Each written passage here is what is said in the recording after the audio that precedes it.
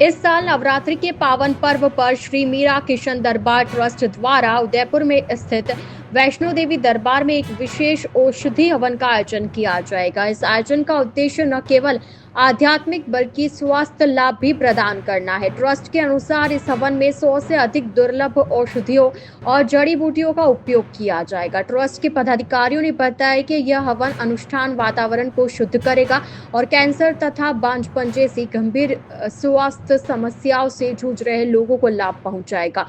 पूर्व राज्य मंत्री हरीश राजानी के मुताबिक हमारे शास्त्रों में भी नवरात्रि के दौरान किए गए हवन का शारीरिक और मानसिक स्वास्थ्य पर सकारात्मक प्रभाव बताया गया है। जिला आयुर्वेदिक अधिकारी शोभालाल औदिच्य ने इस बात की पुष्टि करते हुए कहा कि हवन से निकलने वाली धुनी हवा में मौजूद हानिकारक तत्वों को खत्म करा जाता है और ऑक्सीजन के स्तर को बढ़ाया जाता है, जिससे मानसिक तनाव कम होता है। पूर्व मंत्री हरीश राजानी ने कहा कि इस धार्मिक आयोजन के साथ साथ सिंधी समाज की महिलाओं के लिए एक और महत्वपूर्ण पहल की गई है। सिंधी समाज द्वारा इन महिलाओं के लिए 10 लाख रुपए तक का एक्सीडेंट बीमा करवाया जा रहा है। इस अभियान में अब तक 2000 से अधिक फॉर्म भरे जा चुके हैं और 30 सितंबर तक जारी रहेगा।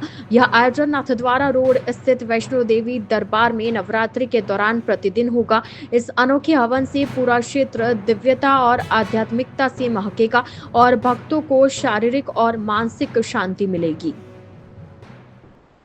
जय माता दी।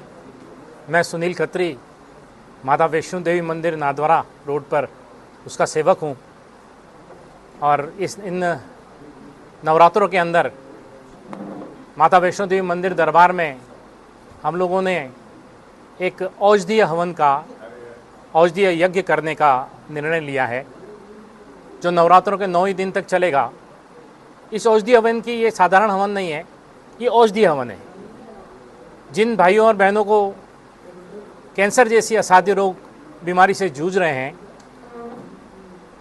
उसमें उस हवन में 70 से 80 तरह की औषधियों का हवन करके उसकी धुनी अगर वो लोग लेते हैं जो कैंसर से पीड़ित हैं, तो उनसे कैंसर जड़ से ख़त्म होता है। ऐसा मैं नहीं कहता, शास्त्रों में लिखा है। और जो हवन की जो किताबें बनी हैं उसमें लिखा है कि अगर कैंसर जनित जो औषधियाँ हैं उनको अगर हवन किया जाता है तो वो कैंसर ठीक होता है। उसमें करना ये है कि जो भी कैंसर पीड़ित है वो आएँ, वो वहाँ करके बैठे हैं और उसकी धुनी लेनी है। धुनी यानी कि जो वो धुआं होता है उसको अपने सांसों के जरिए अंदर लेना है। साधारण सांस से आपको कुछ भी फ़र्क नहीं पड़ेगा, आपको अनुलोम विलोम से लेना है या लंबी लंबी सांसें लेना है। हवन 9 दिन तक चलेगा। उस 9 दिन के अंदर आपको कम से कम 3 दिन आना है। जितनी देर भी आप बैठ पाएँ आप बैठें वहाँ पे। हालांकि माता का भंडारा निःशुल्क चलता है वहाँ, आप भंडारे का आनंद ले सकते हैं। प्लस जो निसंतान दंपत्ति हैं जिन्हें संतान प्राप्त नहीं हो रही है, उसका भी हवन होगा।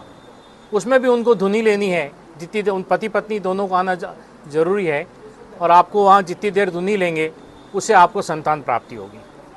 तीसरा, जो माता गर्भवती है, अगर वो अकेली आ सकती हैं, अगर वो भी धुनी लेती हैं तो उसमें उनको ये फ़ायदा होगा, जो संतान होगी वो निरोगी रहेगी प्लस विलक्षण बुद्धि वाली होगी।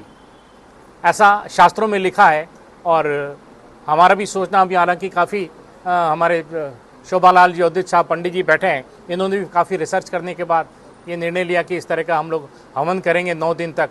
और हम आप सभी से निवेदन करते हैं, जो इन असाध्य रोगों से पीड़ित हैं या और कोई भी आपको पीड़ित अस्थमा की तकलीफ़ है या किसी और तकलीफ़ है, उनका अगर आप आते हैं वहाँ और उनका धुनी का जो सांसों के जरिए आप लेते हैं, जितनी देर आप बैठ पाएँ, आप अवश्य आएँ और ये दर्शन लाभ लें माता का और अपना बीमारियों से मुक्ति पाएँ।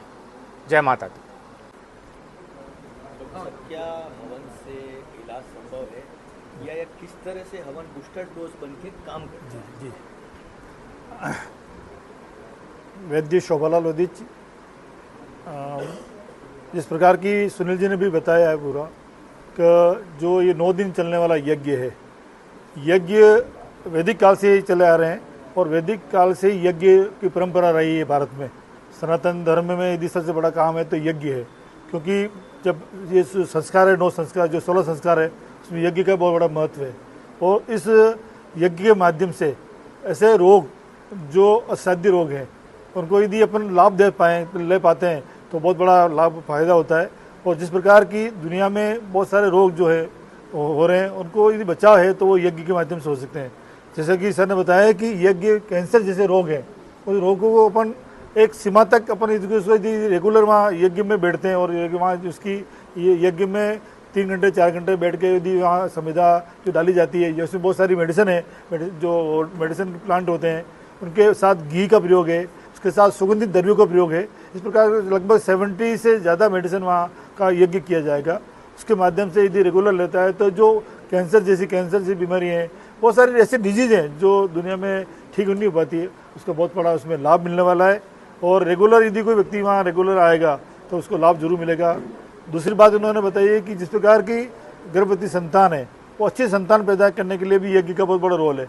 पुराने ज़माने में यज्ञ के संतान के लिए भी यज्ञ करते थे पहले लोग, तो वो यज्ञ संतान के लिए भी हो सकता है और अच्छे संतान के लिए बहुत दिलीप राजा वगैरह सब लोगों ने यज्ञ किए हुए हैं।